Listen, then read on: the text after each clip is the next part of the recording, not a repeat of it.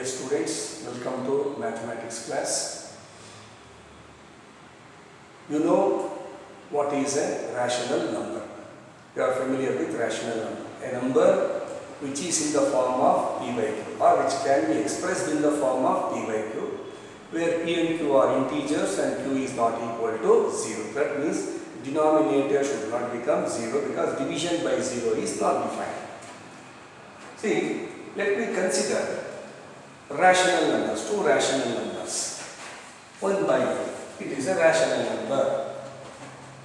Let me write the decimal expansion of 1 by 2. It is 0.5. Let me take another rational number, it is 1 by 2. And I divide 1 by 3 to write its decimal expansion. It is 0.3333. It recurs. Is it not? So, a rational number, you take a rational number which is in the form of p by q, you divide numerator by the denominator, so you will get it, it's a decimal expansion. There are two possibilities in the decimal expansion. Either a rational number will be having terminating decimal expansion, or it will be having recurring decimal expansion. So there are two possibilities. What are those? Either it will be having terminating decimal expansion. That means that division completes, terminates, it ends. Or recurring decimal expansion. Here it continues forever. Here we have given as very simple numbers, small numbers, and you can divide immediately. You can say whether it has, whether the rational number has terminating decimal expansion or recurring decimal expansion. If big numbers are given, huge numbers are given, so there you can't divide numerator by denominator. It is time consuming. So we take we consider another theorem. There is a theorem which makes your process easier. So that is theorem 1.7. With the help of that, you can say whether the rational number which is in the form of p by q, whether it has terminating decimal expansion or recurring decimal expansion. With the help of that theorem, you can make out easily, and even you can write the decimal expansion. Let us see what does it state. Let x is equal to p by q, a rational number, be a rational number, which is, will take a rational number in the form of p by q, such that the prime factorization of q. So we have to do the prime factorization of the denominator. A number is given to you, a rational number given to you, which is in the form of p by q. You have to do the prime factorization of q, that is denominator. If the prime factorization of the denominator is of the form 2 power n into 5 power m, that means contains only the prime factors 2 and 5, where n and m are non-negative integers. N and m are non-negative. It may be 0, 1, 2, 3, any value, but it should be non-negative.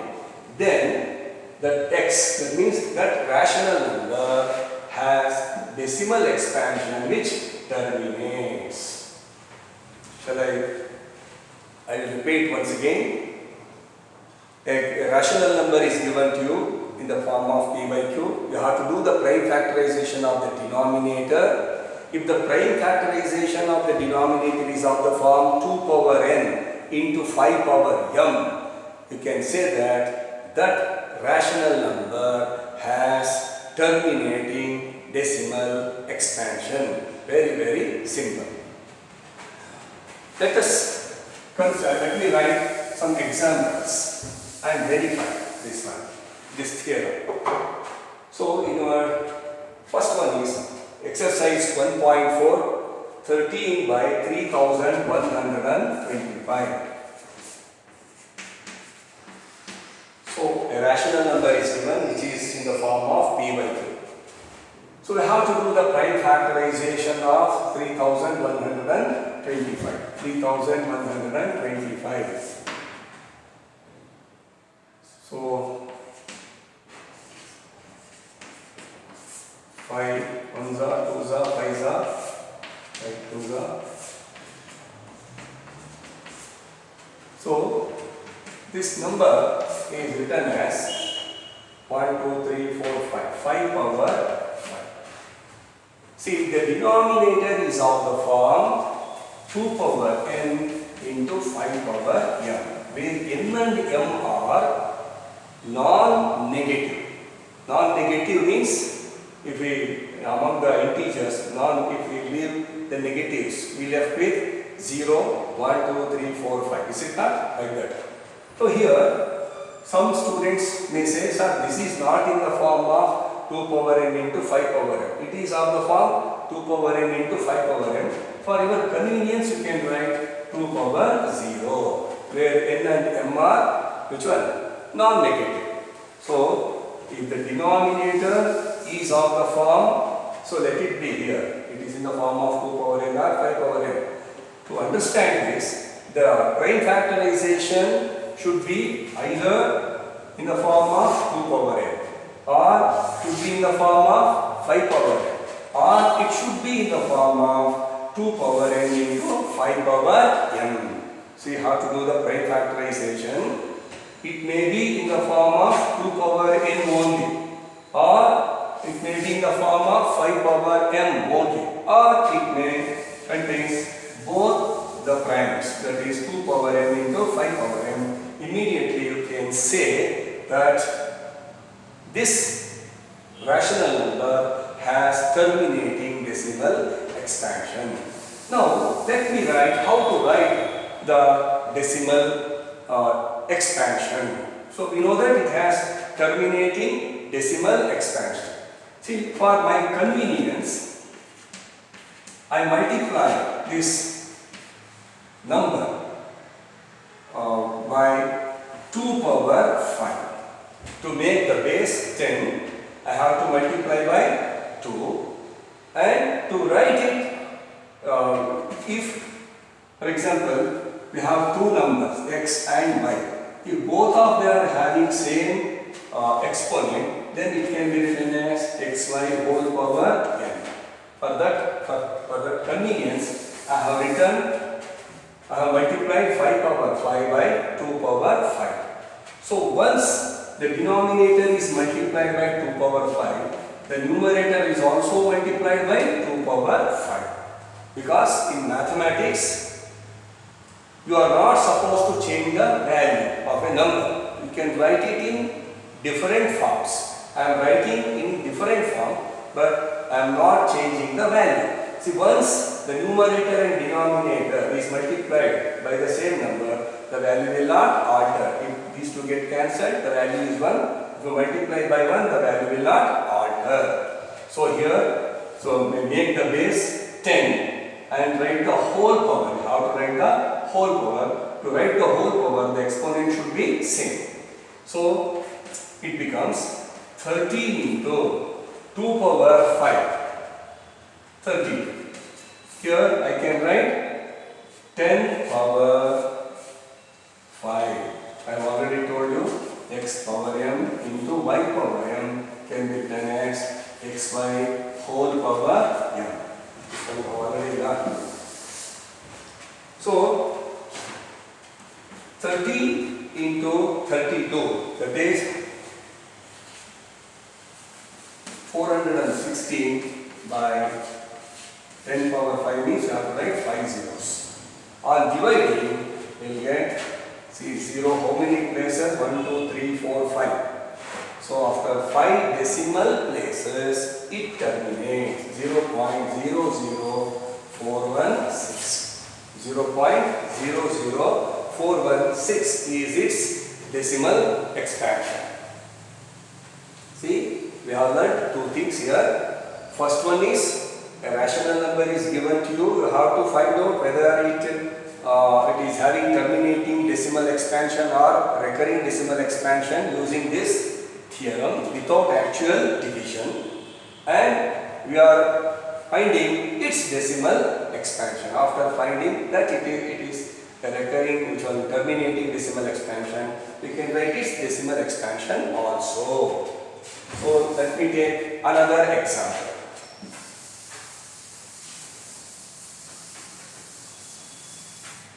Here we have 17 by 8. Second one. So let me write the prime factorization, it becomes 2 power 3. Very simple problem. So it is of the form, I have already told you, denominator should be either of the form 2 power n or 5 power n or 2 power n into 5 power n, where n and m are which are non-negative integers.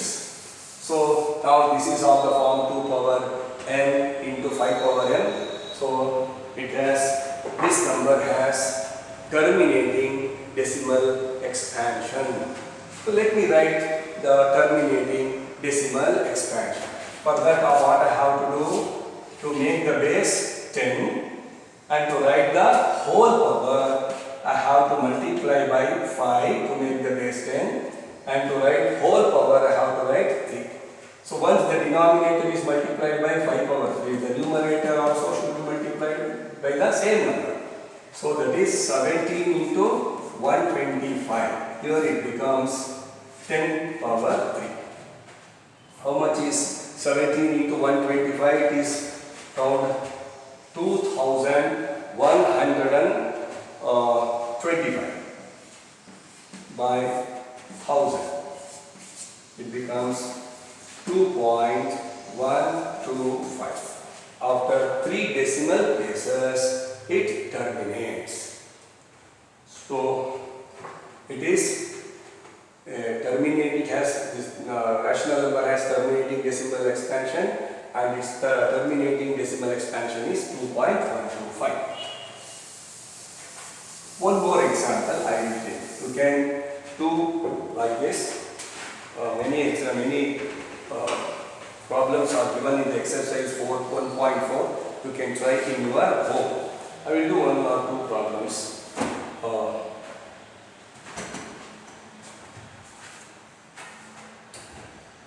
64, third one. 455.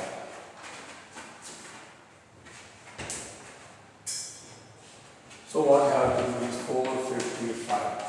To do the prime factorization of the denominator. So it is not divisible by 3, it is divisible by 5.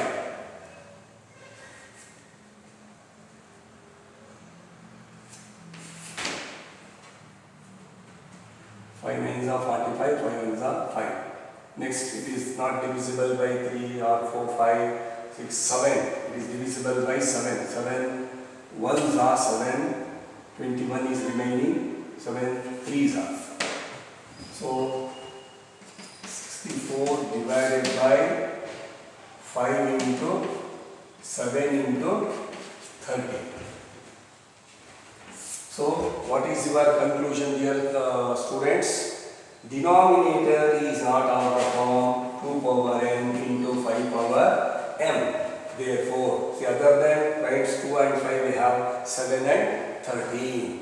Sometimes what you have to do is you need to find out the prime factor. You have to do the prime factorization of 64, and you have to check whether these two things get cancelled or not. That is also very important. Let me do the prime factorization of 64.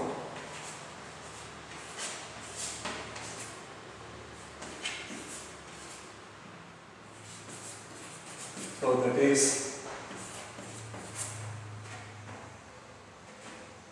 2 power 6.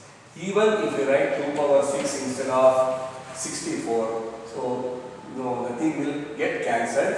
So we can say that since the denominator is not of the form 2 power n into 5 power m, it has recurring decimal expansion. So it is not having, this number is not having terminating decimal expansion. It has recurring decimal expansion.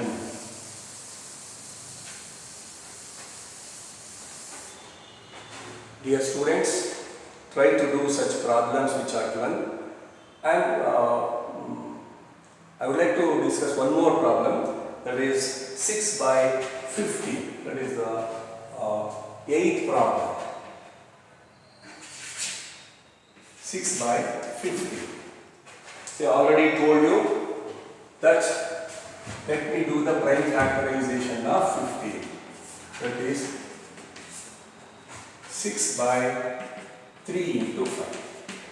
See, in the last problem also I have told, you have to check which one you have to do the prime factorization of the numerator also in some cases, because the denominator of this number is not of the form 2 power n into 5 power m. Instead of 5, 2 and 5, they have one more prime number, that is 3. So what is my conclusion? Since the denominator is not of the form 2 power n into 5 power m, so it has not recurring decimal expansion. Is it that? But that is not true. You have to do the prime factorization of 6 also. So it becomes 2 into 3. So 2 into 3.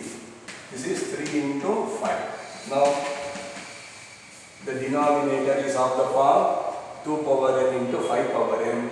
Therefore, it has terminating decimal expansion. At this stage only, you can't come to a conclusion that it is not having terminating decimal expansion. Seems to be not having terminating decimal expansion, but actually it has terminating decimal expansion. So now next what you have to do? You have to make the base 10 and you have to write the whole power, is it not? So to make the base 10, I have just multiply by 2, because here the power is 1, exponent is 1, here also it is 1. Once the denominator is multiplied by 2, you have to multiply numerator with the same number, so it becomes 4 by 10, 0.4. So it is also having terminating decimal expansion. My dear students, try to solve such problems. Thank you. Have a nice day.